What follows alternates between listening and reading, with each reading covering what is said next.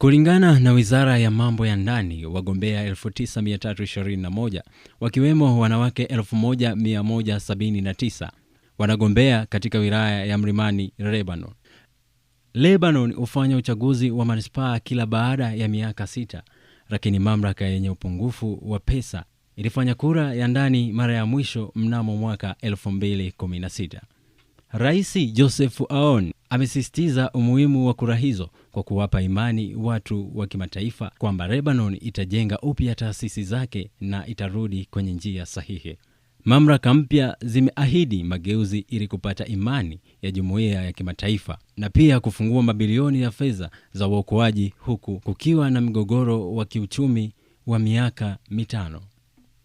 Mnamo Aprili 2024, uchaguzi wa manispaa uliahirishwa, huku kukiwa na uhasama ambao uliongezeka Septemba na kuwa kampeni kubwa ya mabomu ya Israeli na uvamizi wa ardhini kabla ya kusitisha mapigano takriban miezi 2 baadaye.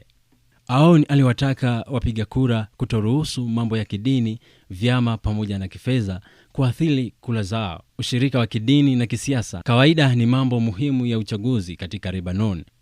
Kwa upande mwingine, mkazi wa Lebanon Laja Durgama ametoa maoni yake kuhusiana na uchaguzi huo. Nikiwa kama mkazi wa Dehia, nilikuja kuona uharibifu mkubwa na niliguswa sana, na Mungu akipenda lazima Dehia irudishwe kwenye hali yake bora kuliko vile ilivyokuwa, na kura zetu ndio zitakazorejesha. Matarajio makubwa ya wananchi ni kuona amani inarejea kwa kupitia uchaguzi huu kutokana na hali ya vita ambayo imekuwa ikizidi kila wakati nchini Lebanon. Pia kwa upande mwingine, waziri wa mambo ya ndani wa Lebanon, Ahmed Al-Hajjal, amesema kuwa taratibu zote za kikatiba zitaendelea kuwa sawa.